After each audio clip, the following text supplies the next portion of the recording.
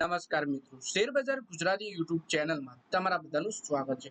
મિત્રો, આજે આપણે વાત કરવાના છીએ, જો તમે શેરબજારમાં સારું રિટર્ન અને સારી આવક કરવા માંગતા હો તો તમારે કેવી રીતે રોકાણ કરવું, ટૂંકા ગાળાનું રોકાણ કરવું કે પછી તમારે લાંબા ગાળાનું રોકાણ કરવું।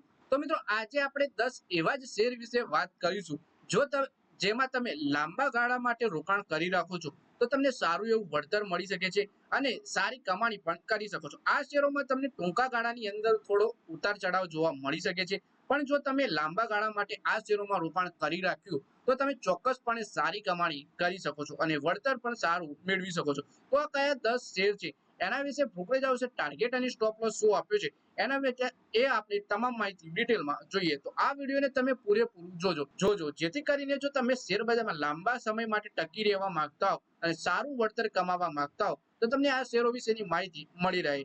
અને કોઈ પણ શેરમાં ખરીદી કે વેચાણ કરતા પહેલા તમારા ફાઇનાન્શિયલ એડવાઇઝર જોડે આ શેરોને લઈને તમારે ચર્ચા કરી લેવી, પછી તમારે શેરબજારમાં રોકાણ કરવાનો નિર્ણય કરવો જોઈએ। અને મિત્રો, આ વિડીયો જો તમે ફેસબુક પેજ ઉપર જોઈ રહ્યા હો તો આપણા પેજને ફોલો કરી દેજો અને પેજને લાઈક પણ કરી દેજો। સાથે જ વિડીયો તમારા મિત્રો સાથે ફેસબુક ઉપર બધી જગ્યાએ શેર કરી દેજો અને આ વિડીયો તમે યુટ્યુબમાં જોઈ રહ્યા છો આપણા વિડીયોને હાઈપ પણ કરી દેજો જેથી શેરબજારની માહિતી ગુજરાતના દરેક રોકાણકાર પાસે પહોંચી શકે।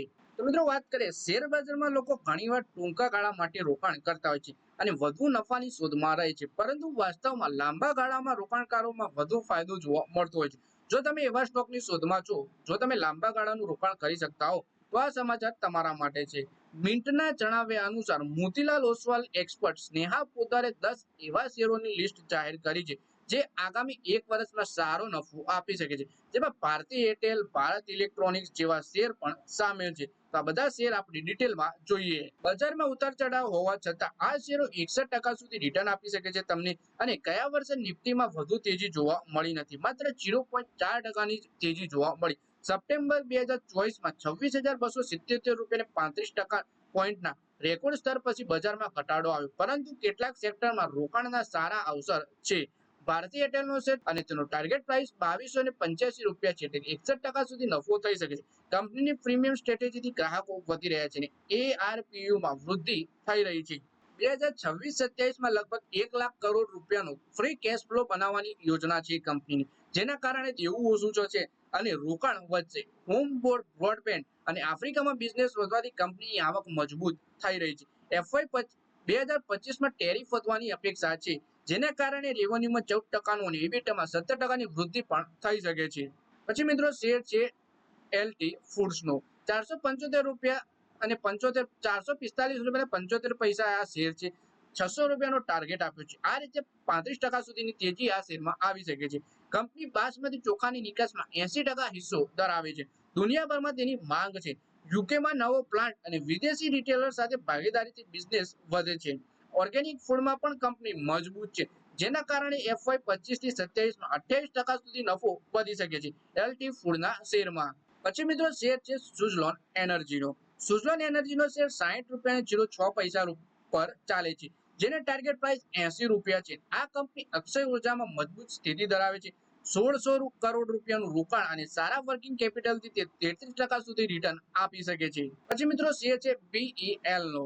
આ શેર 384 રૂપિયા 90 પૈસા ઉપર છે, જેનો ટાર્ગેટ 490 રૂપિયા અને 71,700 કરોડ રૂપિયાના ઓર્ડર બુક આ કંપની જોડે છે। ડિફેન્સ પ્રોજેક્ટની શેરમાં 27% સુધીની તેજી આવી શકે છે।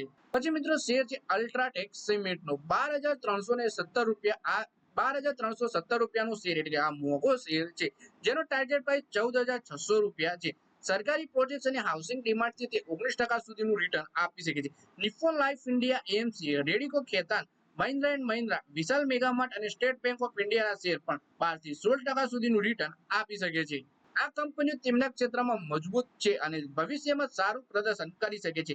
રોકાણ કરતા પહેલા નિષ્ણાતોની સલાહ તમારે જરૂરથી લેવી, કારણ કે બજારમાં જોખમ તો રહેલું જ છે અને આ શેર લાંબા ગાળામાં તમને નફો આપી શકે છે, પરંતુ તમારે નિર્ણય તો જાતે જ લેવાનો। એટલે કે રોકાણ કરતા પહેલા તમારા ફાઇનાન્શિયલ એડવાઇઝર જોડે આ શેરને લઈને તમારે ચર્ચા કરી લેવી, પછી રોકાણ કરવાનો નિર્ણય લેવો.